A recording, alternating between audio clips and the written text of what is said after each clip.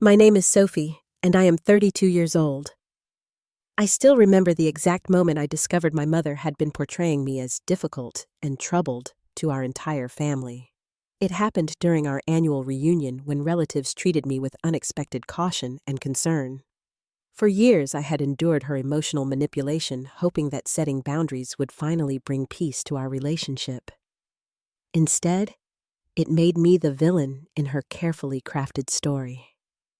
Before I share my journey, let me know where you are watching from, and hit subscribe if you have ever been misunderstood by the people who should know you best.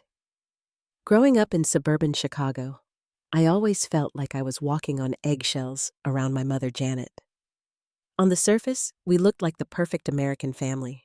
My father Robert worked as an accountant, my mother volunteered at school events, my younger brother Michael played baseball, and I was the studious daughter who brought home straight A's. But behind closed doors, our reality was vastly different. Janet was a perfectionist in every sense of the word. Our house was always immaculate, meals were prepared precisely on time, and appearances were maintained at all costs. This perfectionism extended to her expectations of me. Nothing I did was ever quite good enough. If I got a 97 on a test, she would ask about the missing 3 points. If I won second place in a competition, she would point out what the first place winner had done better. "Sophie, do you really think that outfit is appropriate?" she would ask as I headed out the door for school. "Sophie, I noticed you only practiced piano for 45 minutes instead of the full hour today." "Sophie, why can't you be more like Michael? He never gives me this much trouble." My earliest memory of understanding something wasn't right was when I was 8 years old. I had been invited to my best friend Lisa's birthday party. But the morning of the event, Janet decided my room wasn't clean enough. "You clearly can't handle the responsibility of attending social events if you can't even keep your space tidy," she said, her voice calm but her eyes cold. I sobbed for hours, but it didn't matter. Later, she told family members I had chosen not to go because I was having one of my difficult days. It was the first time I realized my mother had two versions of reality, the one we lived and the one she presented to others. My father, while loving in his quiet way, never intervened. When I would look to him for support during my mother's criticisms, he would simply lower his eyes or leave the room. His passive role in our family dynamic taught me that speaking up against Janet was futile. Years later, he would confess that he had always been afraid of becoming the target of her dissatisfaction himself. Privacy was a foreign concept in our home. Janet read my diaries regularly, claiming it was her right as a mother to know what was going on in my head. She listened in on phone calls with friends. She even went through my backpack and pockets daily, checking for notes or anything else she deemed suspicious. Despite all this, I tried desperately to please her. I joined every club she suggested, practiced instruments, until my fingers cramped, and studied until my eyes burned. When I received recognition for these achievements, Janet would beam with pride, telling everyone how she had pushed me to excellence. Any failure, however minor, was entirely my own. Meanwhile, my younger brother Michael existed in a different reality altogether. 3 years my junior, he somehow avoided Janet's critical eye. Where I was held to impossible standards, Michael was celebrated for the smallest accomplishments. "Boys will be boys," she would say dismissively when he failed to complete chores or brought home average grades. "Your brother just has a different learning style," she would explain to relatives when discussing why his B- was praiseworthy while my A- required improvement. This stark difference in treatment created an unavoidable wedge between us. Michael grew up believing I was indeed difficult because that was the family narrative. From his perspective, I was the moody, overly sensitive sister who could never just make mom happy. By the time I reached high school, I had developed significant anxiety. My friends noticed how I would obsessively check text messages from my mother, rearrange my schedule at a moment's notice to accommodate her demands, and apologize constantly for things that weren't my fault. "Sophie, don't you think that's a bit much?" My friend Tara asked after I canceled our movie plans because my mother unexpectedly needed help with dinner despite having never mentioned it earlier that day. I had my first boyfriend Jason during junior year. Janet immediately disapproved, not because of anything about him specifically, but because any relationship meant divided attention. "Boys at this age only want one thing, Sophie," she would say despite Jason being a respectful academic-focused student from a good family. "Besides, you should be focusing on college applications, not wasting time with someone you'll never see after graduation." The relationship lasted 3 months before Janet's constant interference and my resulting anxiety made it too difficult to continue. Jason wasn't the last relationship my mother would sabotage, but he was the first in a pattern I wouldn't recognize until years later. My high school graduation should have been a celebration of my achievements. I was valedictorian, had secured a substantial scholarship to a prestigious university, and had completed more community service hours than any other student in my class. But somehow, the day became about Janet.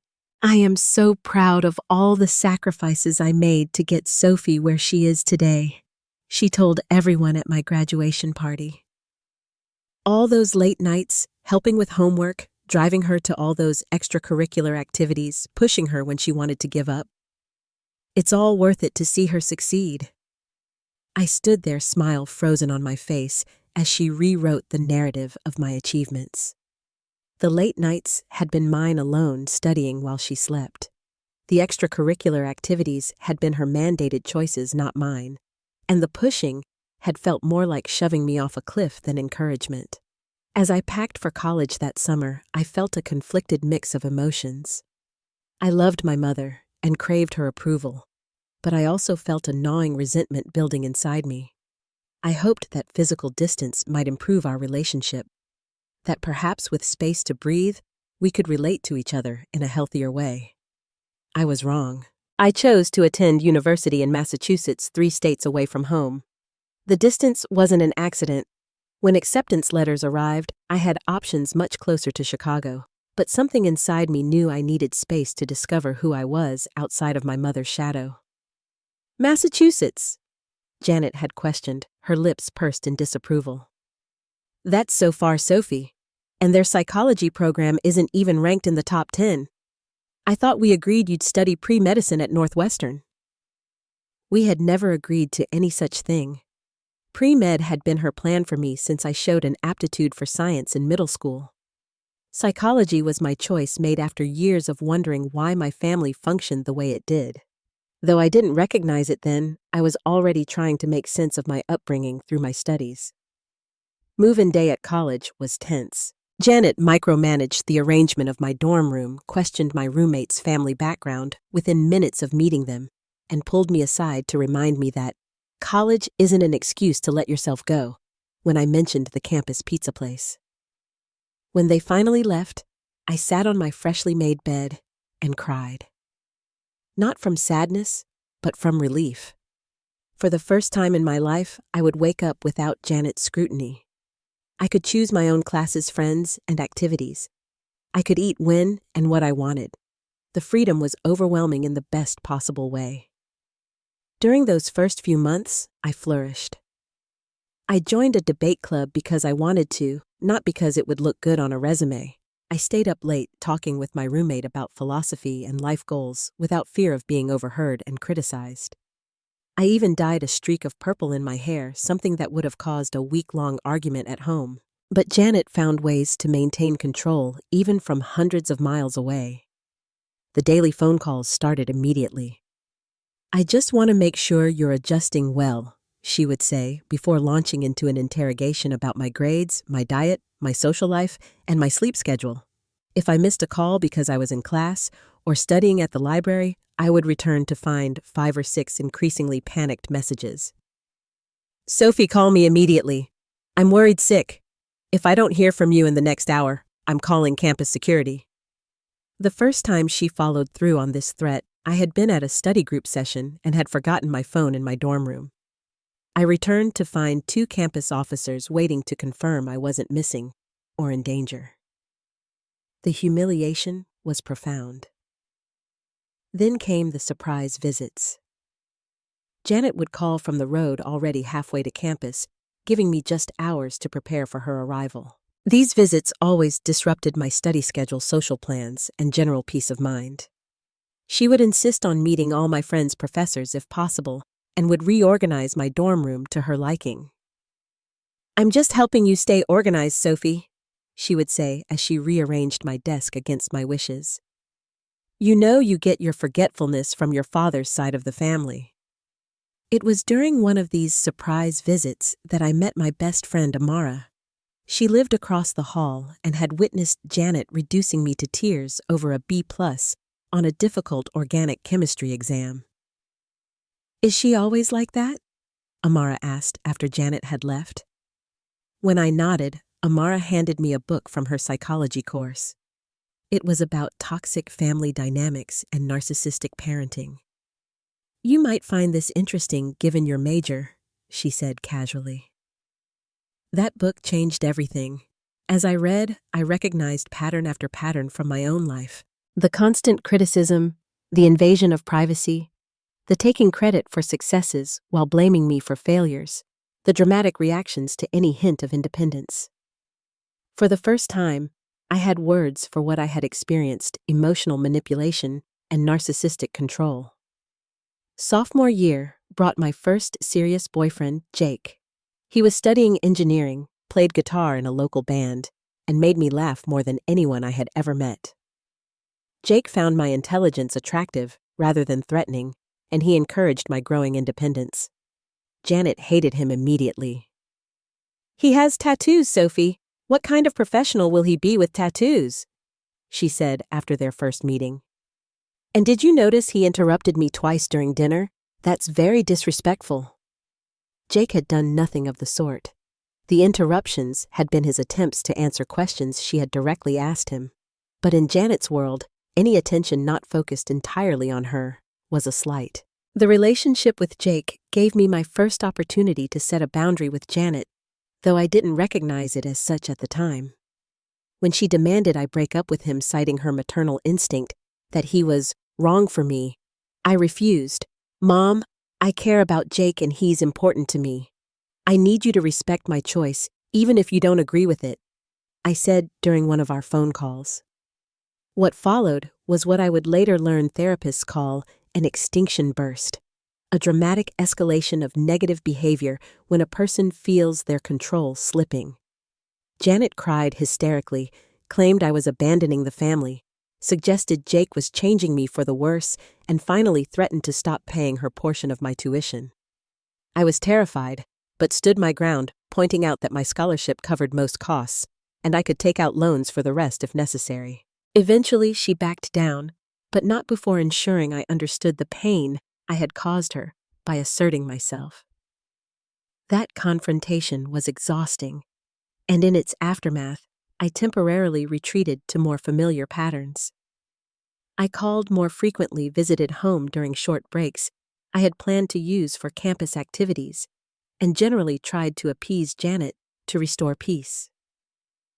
By my graduation ceremony, I had managed to maintain my relationship with Jake while keeping Janet somewhat at bay. But the event itself became yet another battleground. Janet insisted on specific photos, dictated which faculty members I should introduce her to, and complained about everything from the seating arrangements to the length of the commencement speech. When I announced my acceptance to a graduate program in New York City, Janet launched what I now recognize as one of her most manipulative tactics. Suddenly, she developed mysterious health issues. "The doctors aren't sure what's wrong," she told me over the phone, her voice weak and trembling. "They need to run more tests. It's probably nothing but with these symptoms and my family history. Well, I shouldn't worry you with the details." For weeks, she maintained this vague yet alarming narrative of medical uncertainty. There were hushed phone conversations about results and specialists, none of which ever materialized into a concrete diagnosis. My father and Michael were equally concerned, which added to the illusion of legitimacy. I nearly deferred my graduate enrollment to stay closer to home. It was only when I overheard Janet on the phone with her sister, laughing and planning a vacation during the exact week she was supposedly scheduled for critical tests, that I realized the extent of the deception. Confronting her about this manufactured health crisis was pointless. She denied any manipulation, claimed I had misunderstood, and turned the accusation back on me. "I'm hurt that you would think I'm making this up, Sophie. Maybe you need to talk to someone about why you're so suspicious of your own mother." I left for New York with a mixture of guilt and determination. My father called me selfish for abandoning the family during Janet's time of need, unaware or unwilling to recognize the manipulation at play. Michael, who had always been Janet's confidant, was even more direct. "You always have to make everything about you, don't you?" he said during our last conversation before I moved. "Mom needs support right now, and you're running off to New York. Typical Sophie." Despite the guilt they heaped on me, I boarded the plane to New York, determined to build a life that was truly my own. My tiny Brooklyn apartment became my sanctuary. For the first time in my life, I had a space that was entirely mine, decorated according to my taste, organized by my standards, and free from unexpected intrusions. The freedom was both exhilarating and terrifying. Without Janet's constant direction, I sometimes felt adrift, unsure of my own preferences and instincts after years of suppressing them. Graduate school provided both structure and purpose. I threw myself into my studies, excelling in courses on family systems theory and interpersonal psychology. The irony wasn't lost on me that while I was learning to help others navigate difficult relationships, my own family dynamics remained deeply dysfunctional. Amara had also moved to New York, pursuing a master's in social work at a neighboring university. Her continued friendship provided the validation and support I desperately needed. "You know that's not normal, right?" she would say when I recounted Janet's latest manipulation. "My mom calls once a week and asks how I'm doing. She doesn't demand a daily accounting of my meals or threaten to call the landlord if I don't answer immediately." Slowly, I built a network of friends who showed me what healthy relationships looked like. They respected my boundaries, celebrated my successes without taking credit, and offered criticism constructively, not as weapons. Through them, I began to understand what I had been missing my entire life. I met David during my second year in New York. He was an architect working on a renovation project near my apartment.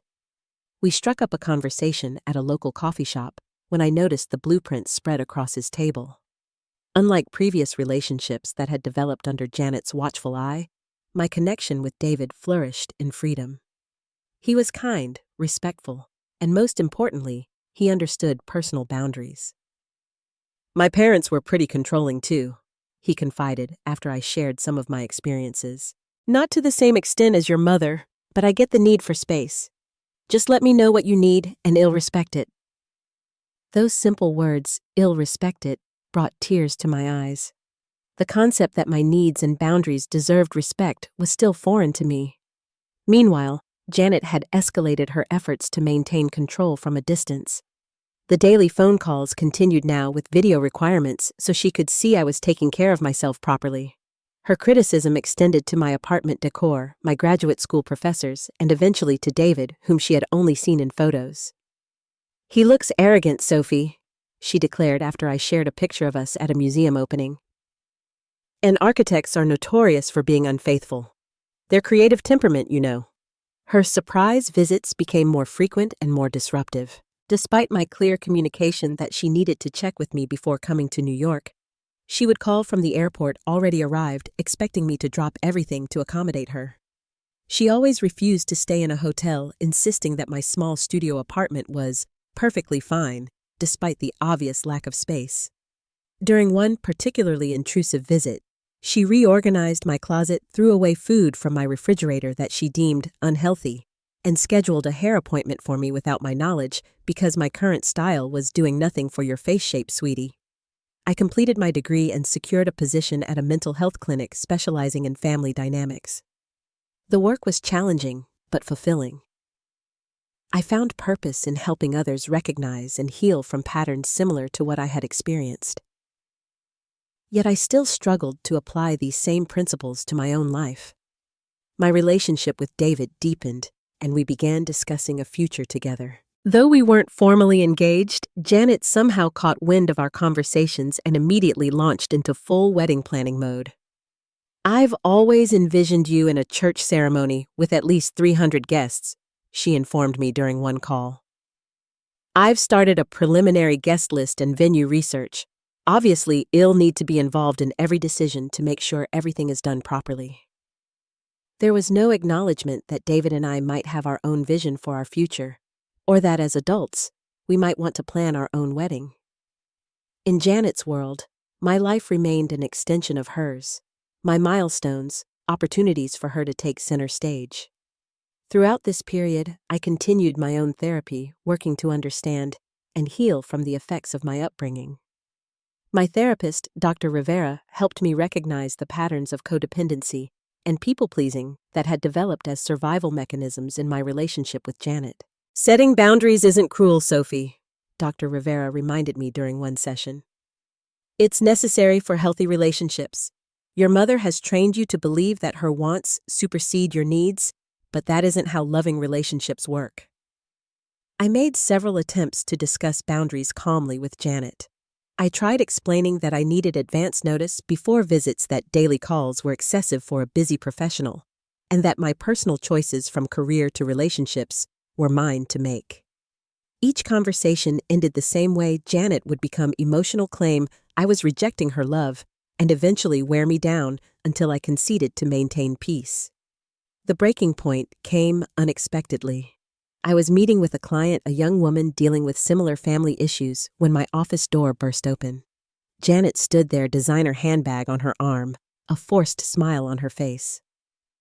"Surprise, darling. I thought I'd take you to lunch, but your receptionist said you were busy. I told her family comes first, right?" My client looked mortified. I was beyond embarrassed, and for the first time in our relationship, genuinely angry. I escorted Janet out, apologized profusely to my client, and then did something I had never done before. I canceled the rest of my appointments and took Janet to a nearby park, where I finally truly stood my ground. The conversation wouldn't be easy, but with David's support and Dr. Rivera's guidance, I knew it was long overdue. For weeks, I had been preparing for this inevitable confrontation. With Dr. Rivera's help, I had created a written list of specific boundaries that I needed in order to maintain a healthy relationship with my mother. I had rehearsed what I would say, anticipated her responses, and prepared myself emotionally for the fallout. Yet, when the moment finally arrived, sitting on that park bench with Janet, my carefully planned script felt inadequate. "Mom," I began, my voice steadier than I felt. "What happened today at my office was completely unacceptable. You violated not just my professional boundaries, but my client's confidentiality and trust." Janet immediately adopted her wounded expression. "I was just trying to surprise you, Sophie. I flew all the way here to see you. Most daughters would be grateful for a mother who cares so much." I took a deep breath. "I appreciate that you want to see me, but we need to establish some clear boundaries for our relationship moving forward." For the next hour, I outlined my needs: scheduled calls twice a week, instead of daily check-ins, at least 2 weeks' notice before any visits, respect for my professional obligations, and most importantly, respect for my decisions regarding my career, relationship, and life choices. Janet's reaction progressed exactly as Dr. Rivera had predicted. First came shock and disbelief, her eyes widening as she realized I was serious. Then came the tears, accompanied by guilt-inducing statements. "After everything I've sacrificed for you," she sobbed, drawing glances from passers-by. "I gave up my own career to raise you, and this is how you repay me, by pushing me out of your life." When the tears didn't move me as they usually did, she shifted to anger. "You were always the difficult one," she hissed, her voice suddenly cold. "Always so sensitive, always making everything more complicated than it needed to be. This is obviously David's influence. Or maybe those therapist friends of yours have filled your head with nonsense about mothers being the root of all problems. Finally, when neither guilt nor anger worked, she resorted to her most effective tactic, claiming I didn't love her anymore. Just say it, Sophie. Say you don't love me anymore. Say you don't want me in your life. Be honest about how you really feel. In the past, this accusation would have broken me, sending me into desperate reassurances and concessions. This time, I remained calm. Mom, this isn't about not loving you. It's about creating a healthy relationship where both of us are respected. I will always love you, but I need these boundaries to maintain my own well-being. We parted ways with no resolution. Janet refused to acknowledge the legitimacy of my boundaries, viewing them as personal attacks rather than necessary framework for a healthier relationship. She returned to her hotel, declining my offer to discuss things further the next day. The silence that followed was unprecedented in our relationship. For the first time since I had left for college, days passed without communication from Janet. When I finally received a message, it was from my father, not her. Your mother is very upset, he wrote. I don't know exactly what happened between you two, but she hasn't stopped crying since she got home. Whatever you said or did, you should apologize. You know how sensitive she is. There it was again, the family pattern. Janet was upset. Therefore, I must have done something wrong. My father, ever the peacekeeper, was following the script that had been established decades ago. Placate Janet at all costs. Michael called next, his message more direct and accusatory. What the hell is wrong with you? He demanded without preamble. Mom is a mess. She says you basically told her to stay out of your life. She's done nothing but love you and support you, and this is how you treat her. You've always been selfish, Sophie, but this is a new low even for you.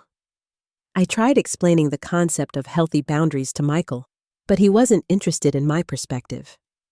In his eyes, and likely in my father's as well, I was simply being difficult, again, making unnecessary problems where none existed.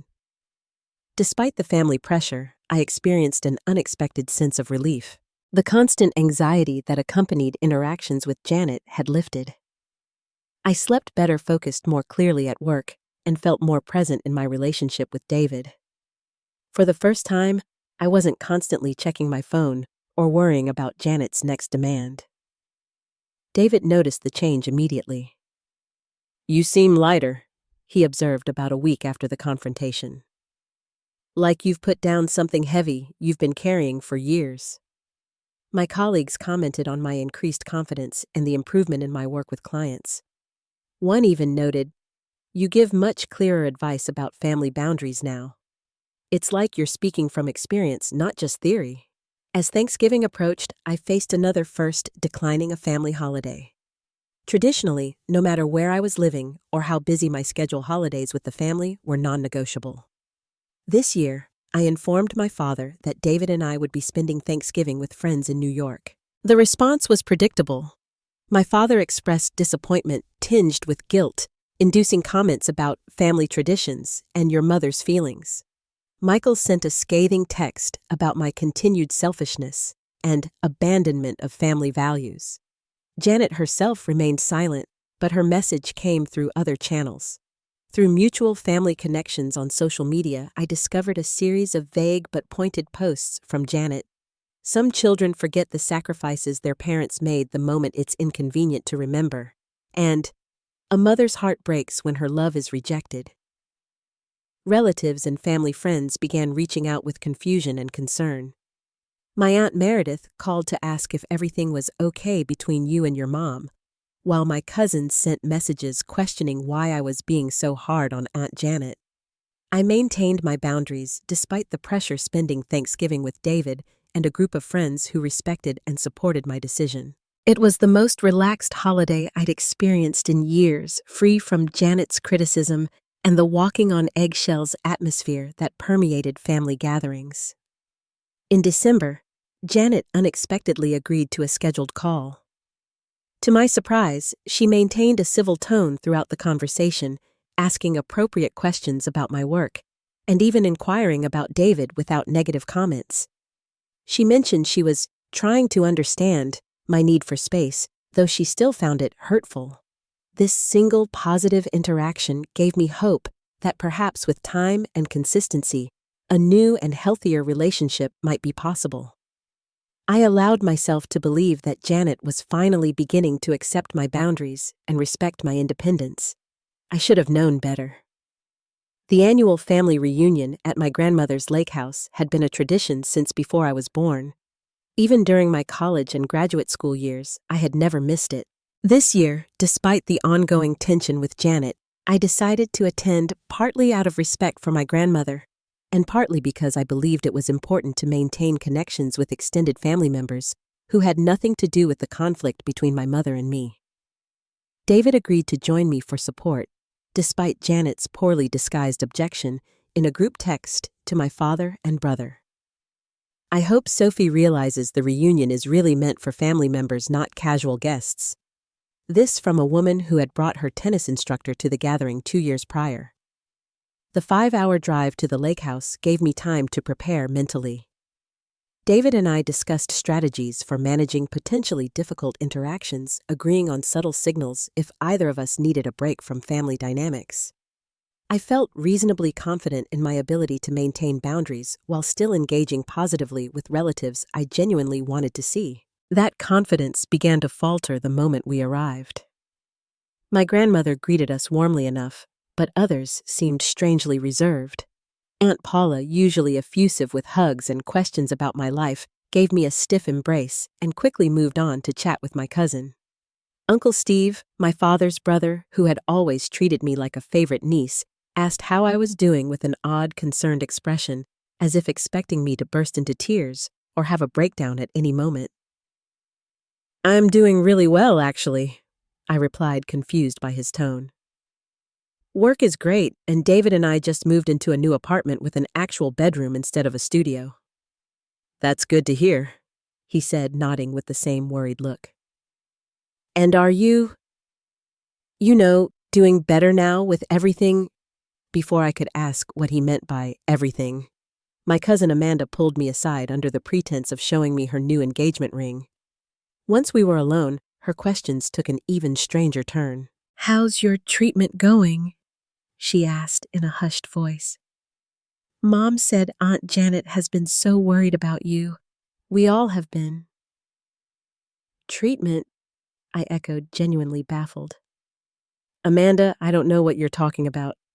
I'm not in treatment for anything." Amanda looked uncomfortable.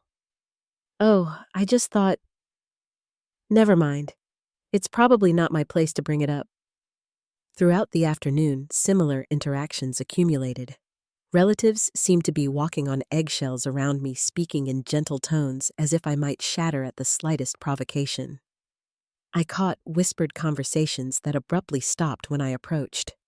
During the family barbecue, I overheard my Aunt Lisa telling her husband that it was so brave of Sophie to come considering her condition. What condition, I wondered, growing increasingly uneasy. David noticed my discomfort. "Something weird is definitely going on," he agreed after I shared my observations. "Maybe your mom said something to explain why you missed Thanksgiving." That seemed plausible, but the level of concern seemed disproportionate to simply missing a holiday. I decided to directly ask my grandmother, hoping her forthright nature would provide clarity. I found her in the kitchen, preparing her famous blueberry cobbler. "Grandma, can I ask you something? Everyone is acting strange around me, like they're worried or something. Do you know why?" My grandmother sighed, wiping her hands on her apron. "Oh, Sophie, your mother has been keeping us all updated about your struggles. We just want you to know the family supports you, dear, no matter what you're going through." "What struggles exactly did she tell you about?" I pressed, feeling a knot forming in my stomach. My grandmother looked uncomfortable. "Well, she didn't give us all the details, just that you've been having some emotional difficulties, possibly related to burnout from your work. She mentioned you might be having a hard time distinguishing client issues from your own." Before I could process this information or correct it, my grandmother patted my arm and added, "Don't worry about it now. Let's just enjoy the weekend. Oh, and could you take these napkins to the sunroom? I think Janet is setting up for afternoon tea. I mechanically took the napkins, my mind reeling. Janet had clearly been telling family members something about my mental health, but what exactly? And to what purpose? I got my answer entirely by accident. Looking for extra serving spoons in the dining room hutch, I noticed Janet's designer handbag on the chair, her phone partially visible in the outer pocket. A notification illuminated the screen, a group text with several family members' names visible. Without thinking, I picked up the phone. I know I shouldn't have looked. Invading someone else's privacy was exactly what I'd resented Janet doing to me throughout my childhood. But in that moment, concern overrode principle, and I opened the message thread. What I found shattered any hope I had for reconciliation.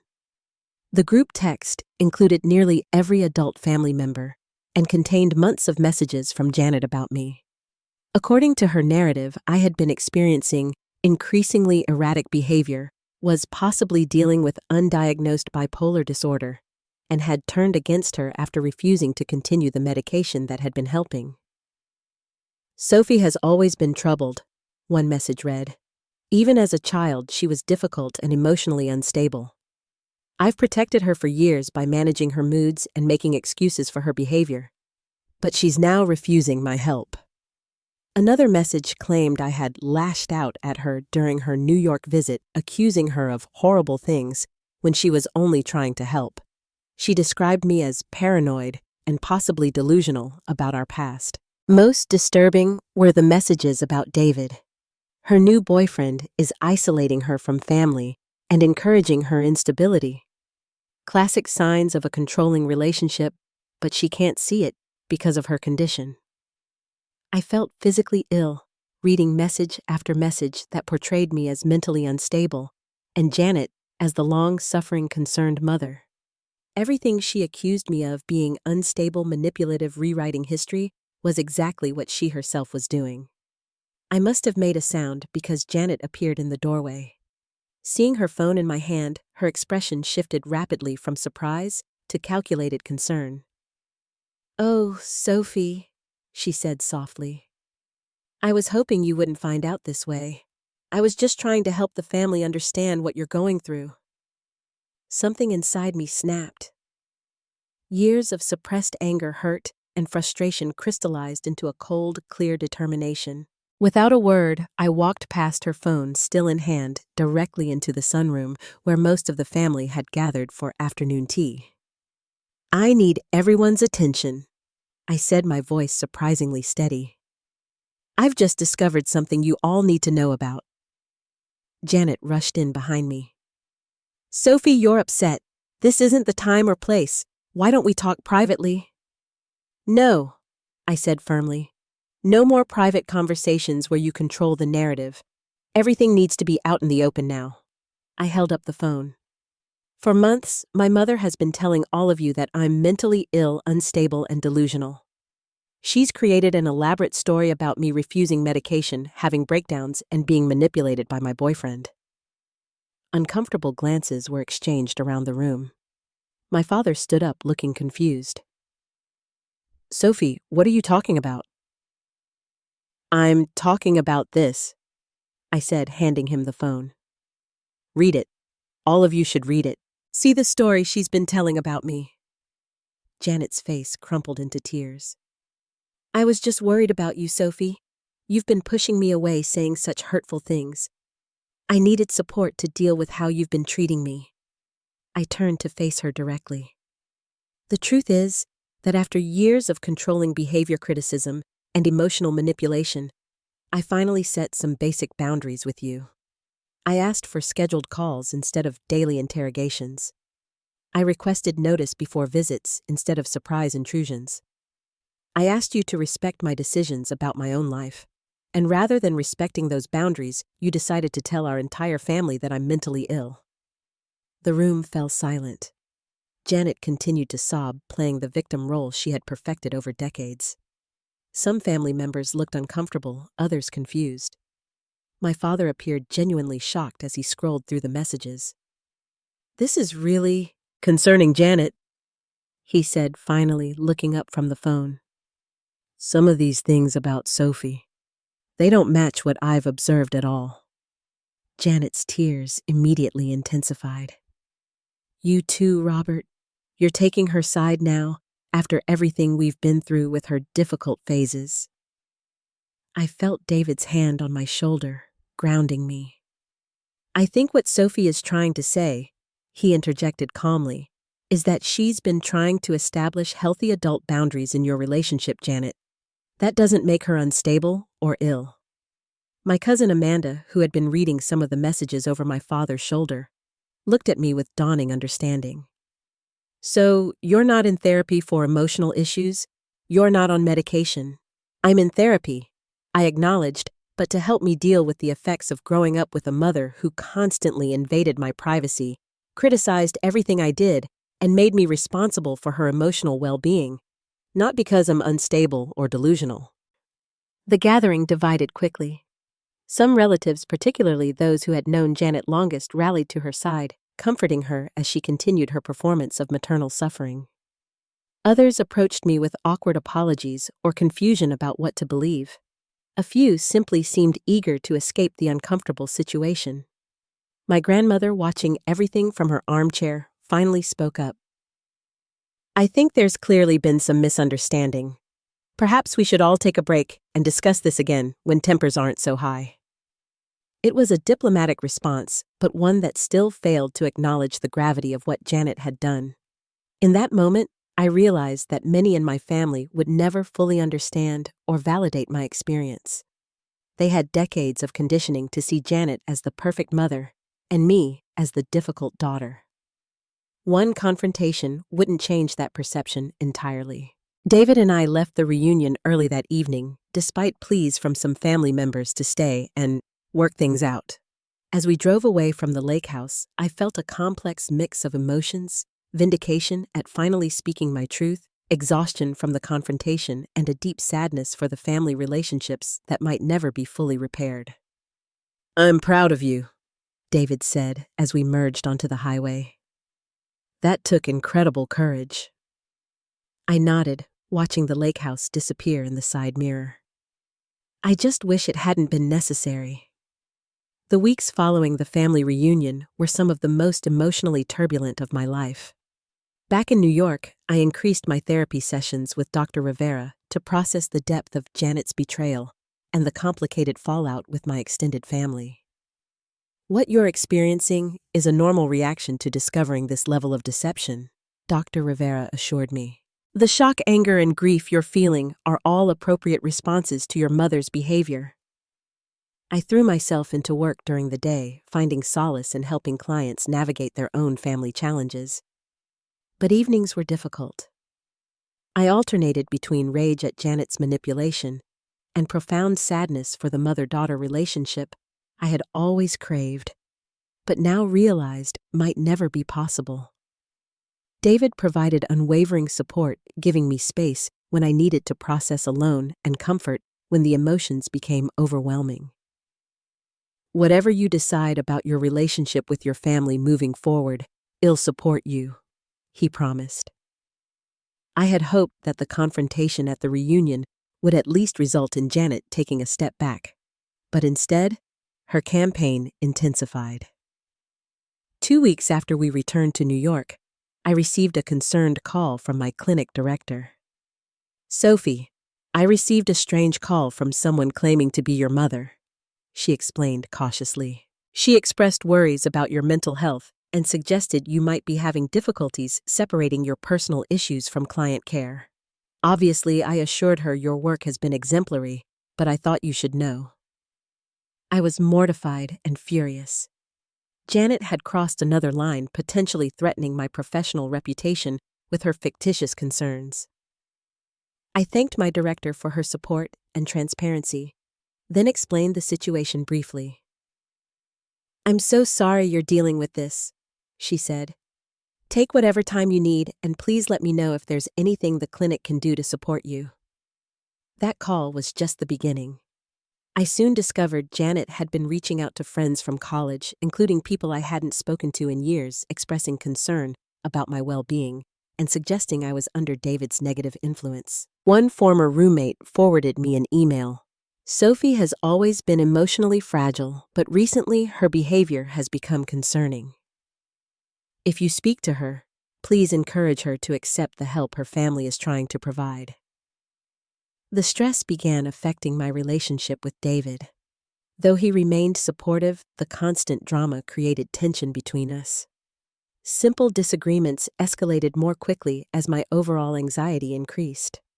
On particularly bad days, I found myself unconsciously adopting defensive behaviors I'd learned growing up with Janet, expecting criticism where there was none, apologizing excessively, and sometimes withdrawing emotionally. I think I need some space from all of this, I told Dr. Rivera during a particularly difficult session. Not from David or my work, but from Janet and the constant chaos she creates. With Dr. Rivera's guidance, I made the difficult decision to temporarily cut all contact with my mother.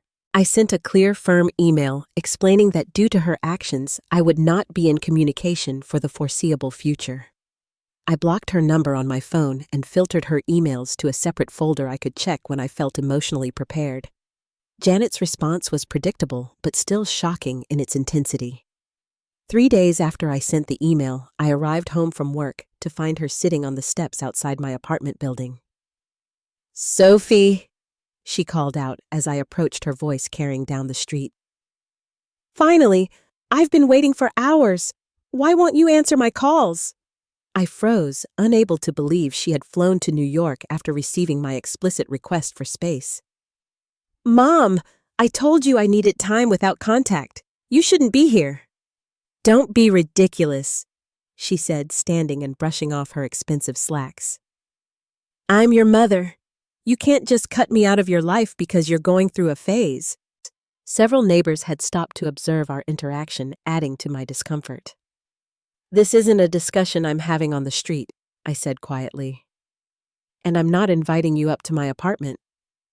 Janet's expression hardened. "See, this is exactly what I'm worried about. This isn't like you, Sophie. You've changed, and not for the better. If you won't accept my help voluntarily, there are other options. I've been researching ways to get you the help you need, whether you want it or not." The implied threat hung in the air between us. Before I could respond, David appeared, returning from his evening run. Assessing the situation immediately, he positioned himself protectively beside me. "Janet, this isn't appropriate," he said firmly. "Sophie has asked for space, and you need to respect that." "This doesn't concern you," Janet snapped. "This is between me and my daughter." "Sophie is my partner," David replied calmly. "Her well-being absolutely concerns me. And right now, you're causing her distress after she clearly communicated her boundaries." "Boundaries?" Janet scoffed, her voice rising. "That's therapist talk. Family doesn't have boundaries, Sophie knows that. This is your influence." A small crowd had gathered, drawn by Janet's increasingly loud accusations. Humiliation washed over me as she continued her tirade, alternating between pleading for me to come home and get help and angrily denouncing David's controlling behavior. Finally, David spoke in a low, serious tone. "Janet, I am going to ask you once more to leave. If you don't, we'll have no choice but to call building security, which would be uncomfortable for everyone." For a moment, I thought she might escalate further, but something in David's unwavering stance seemed to penetrate her determination. Her eyes filled with tears, an effect I had seen her produce on command countless times. "My own daughter," she said tremulously, gathering her purse and coat. "My own daughter turning against me like this. After everything I've done for you. Your father and brother will hear about this, Sophie, and the rest of the family. They'll all know how you're treating me." She left finally, her dramatic exit designed for maximum impact on the gathered spectators. As the neighbors dispersed, whispering among themselves, David gently led me upstairs to our apartment. Once inside, I collapsed onto the couch, shaking with a mixture of anger, embarrassment, and exhaustion. "She's never going to stop, is she? She'll just keep escalating until she gets her way." David sat beside me, his steady presence a contrast to the chaos Janet had brought. "We'll handle whatever comes next together. And if we need to, we can consider more formal measures, like a restraining order." The idea that I might need legal protection from my own mother was heartbreaking, but Janet's implied threat about getting me help whether I wanted it or not was concerning. I knew enough about involuntary psychiatric holds to recognize the veiled suggestion in her words. As predicted, the incident triggered a flood of messages from extended family. Aunts, uncles, and cousins reached out with varying degrees of concern and accusation. "Your mother is heartbroken," wrote my Aunt Diane. "She flew all the way to New York to check on you, and you wouldn't even let her into your home." I carefully crafted responses explaining my side without vilifying Janet, though she had shown no such restraint in her portrayal of me. I emphasized that I was well and thriving in my professional and personal life, directly contradicting the narrative she had been spreading. To my shock, I discovered that Janet had been sharing details of my childhood therapy sessions with family members. When I was 14, she had insisted I see a therapist for anger issues after I protested her reading my journal. Now, she was using those sessions as evidence of my history of emotional problems, conveniently omitting that the therapist had actually expressed concerns about her parenting approach. The most unexpected development came from Michael. After weeks of angry messages supporting Janet, he called me late one night with a different tone. "I've been thinking about everything," he said hesitantly. "And some things aren't adding up in Mom's version of events. She told me you threatened her in New York, but your neighbor, Mrs. Abernathy, was there and said nothing like that happened." "Mrs. Abernathy?" I asked, confused. "Yeah, Mom somehow got her phone number and called her for witness testimony about your behavior. But Mrs. Abernathy said you were calm, and that Mom was the one making a scene. It made me wonder what else Mom might be exaggerating." This small crack in Janet's carefully constructed narrative was significant. For the first time, Michael was questioning the family dynamic he had always accepted without scrutiny. "She's always talked about you differently than everyone else," he admitted reluctantly. "I used to think it was because you were difficult like she said, but now I'm wondering if it was because you were the only one who ever stood up to her." The conversation with Michael didn't immediately repair our strained relationship, but it opened a door to potential understanding. After years of being the favored child, he was beginning to recognize the manipulation that had divided us. Even my father, who had enabled Janet's behavior throughout our lives, finally called to hear my perspective. "Your mother is absolutely convinced you're having some kind of breakdown," he said.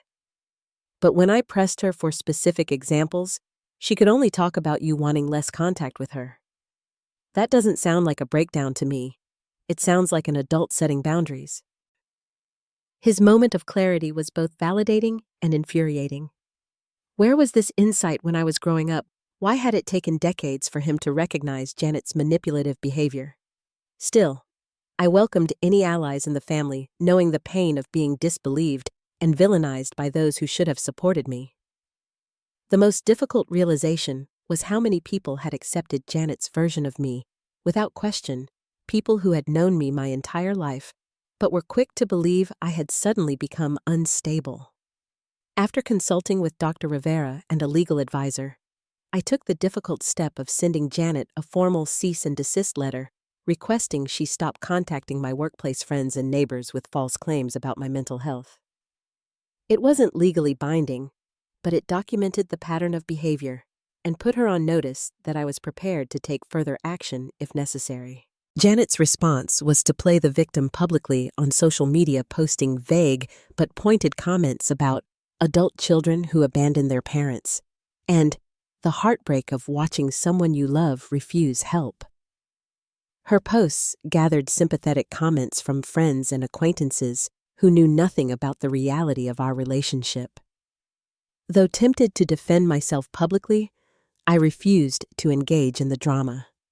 As Dr. Rivera reminded me, getting pulled into her narrative only gives it more power.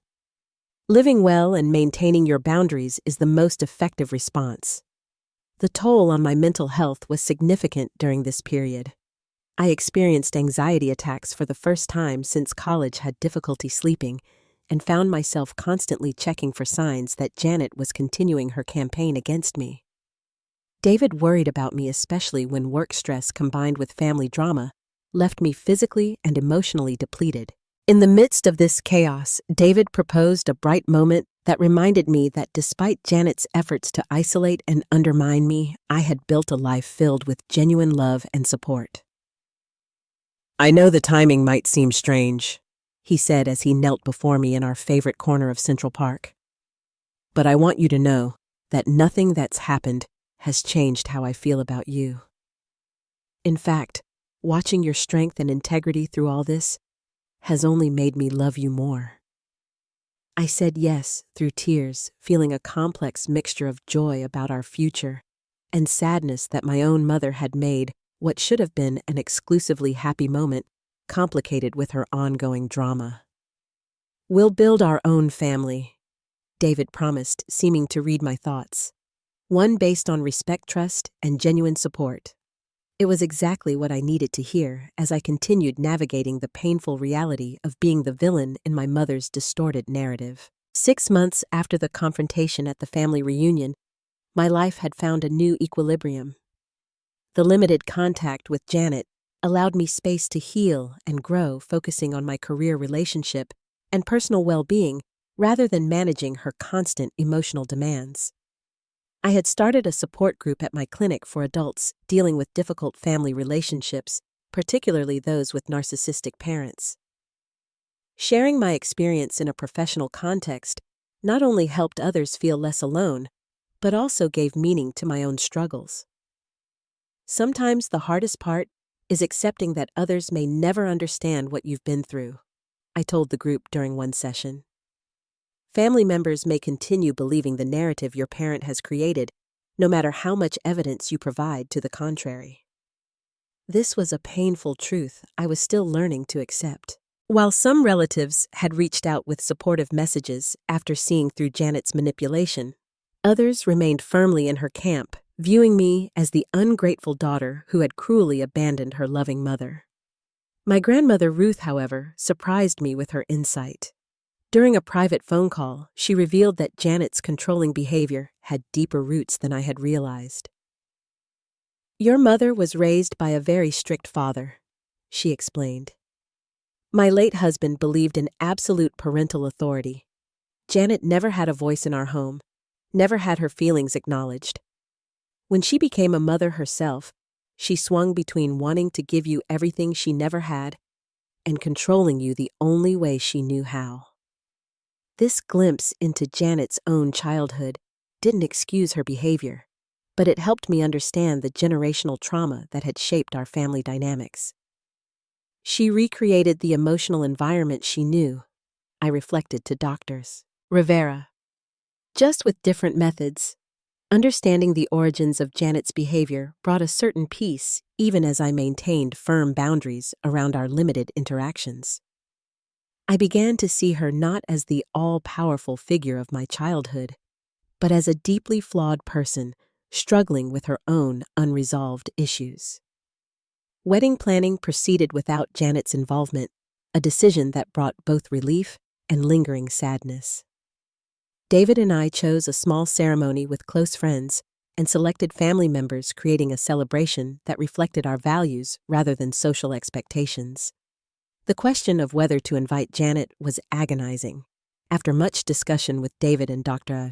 Rivera, I decided to extend an invitation with clear parameters. She was welcome to attend as a guest, but would have no planning input, would not be walking me down the aisle, a role I asked my favorite professor from graduate school to fill, and would need to respect the boundaries we had established.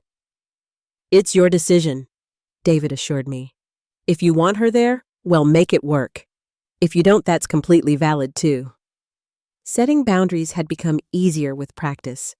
What once felt like terrifying confrontation now felt like necessary self-care. I no longer apologized for having needs or felt guilty for expressing them clearly. My relationship with Michael had slowly improved, built on honest conversations about our shared childhood from our different perspectives. "I always thought you were Dad's favorite because you were so much like him," he admitted during one phone call. "Quiet, thoughtful, always reading or studying. I felt like I could never compete with you academically, so I didn't even try. And I thought you were Mom's perfect child." I replied, amazed at how differently we'd experienced the same household. "She was always praising you, making excuses for you, while nothing I did was ever good enough." These conversations helped heal the artificial divide Janet had created between us, allowing us to build an adult-sibling relationship based on mutual respect rather than competition for parental approval. My father, too, had begun a halting journey toward recognition of the unhealthy family patterns. Though he remained married to Janet and often tried to mediate between us, he had started acknowledging my experiences instead of automatically dismissing them. "Your mother means well," he would still say, then add the crucial new acknowledgement. "But her ways of showing it can be harmful sometimes. I'm sorry I didn't see that sooner." As my wedding approached, I had an unexpected opportunity to test the new boundaries it established with Janet. She requested we meet for coffee during a visit to New York, supposedly to discuss the wedding. Despite my apprehension, I agreed, choosing a public location and limiting the meeting to 1 hour. To my surprise, Janet was relatively composed. She asked appropriate questions about the ceremony and refrained from criticizing my choices outright. There were moments when her old patterns emerged, a comment about whether I'd considered a more flattering dress style, a suggestion that the guest list seemed limited for someone of your connections, but overall, she demonstrated more restraint than I had expected. Near the end of our meeting, she said something that revealed both how far we'd come and how far we still had to go. "I'm trying to understand your need for these boundaries, Sophie. I can't say I agree with them, but I'm trying. I just don't want to lose my daughter completely." It was the closest thing to acknowledgement I'd ever received from her. Not an apology, not a full recognition of her harmful behavior, but a small step towards seeing me as a separate person with valid needs. "I appreciate that, Mom," I said sincerely. "I'm not trying to cut you out of my life. I'm just trying to build a relationship that's healthy for both of us." She nodded, though I could see the concept was still foreign to her.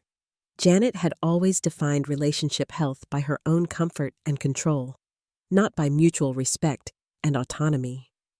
Her capacity for change was limited, but even these small steps were significant given her entrenched patterns. The wedding day arrived with clear boundaries that, to my amazement, Janet largely respected. There was one attempt to rearrange the seating chart and a moment of tension when she referred to David's family as new money within their hearing, but overall, she maintained appropriate behavior. Several guests later commented on how normal everything seemed, unaware of the months of boundary setting and enforcement that had made such normalcy possible. What they saw as a typical mother of the bride performance was actually the result of extensive preparation and clear consequences for boundary violations. As I continued my therapeutic practice, I found myself particularly effective with clients navigating similar family challenges. My personal experience informed my professional approach in ways no textbook could have prepared me for. "You really get it," one client told me after describing her mother's emotional manipulation. "Most people just say, 'All mothers are like that sometimes,' or tell me to be more understanding because she's still your mom. You actually understand how complicated it is." When David and I began discussing starting our own family, my commitment to breaking generational patterns intensified. "I want our children to grow up knowing their feelings and boundaries matter," I told him as we walked through a neighborhood park, watching families interact around us. "They will," he promised, "and they'll have a mother who models healthy relationships and self-respect. That's a powerful gift." At our most recent family gathering, my cousin's wedding, I navigated interactions with extended family with newfound confidence. Some still believed Janet's narrative about my difficulties, avoiding me, or treating me with the caution reserved for unpredictable people. Others had seen through her manipulations and made efforts to rebuild our relationships. I had made peace with being misunderstood by those who chose not to see beyond Janet's version of events. My worthiness didn't depend on their validation, nor did my truth require their acknowledgement to be real. The journey from people-pleaser to self-advocate had been painful but necessary. The price of authenticity was high, being villainized by my own mother, judged by family members, subjected to gossip and speculation. But the freedom that came with honoring my own truth was worth every difficult moment. Looking back, I realized that setting boundaries didn't create the conflict with Janet. It merely exposed what had always been there. The dynamic that made me the villain in her story existed long before I had the language to identify it or the strength to challenge it. Standing up for yourself means accepting that not everyone will understand or support your journey. Some will rewrite your story to protect their own narrative. Others will simply find it easier to believe the version that doesn't challenge their worldview. Your peace comes not from convincing them all, but from knowing your own truth and honoring it consistently. Have you ever been misunderstood by family after setting boundaries? Share your experience in the comments below. And if my story resonated with you, please hit the like button and subscribe to hear more journeys of healing and growth. Remember that your need for healthy boundaries doesn't make you difficult. It makes you human. Thank you for listening to my story, and I wish you courage on your own path to authentic relationships.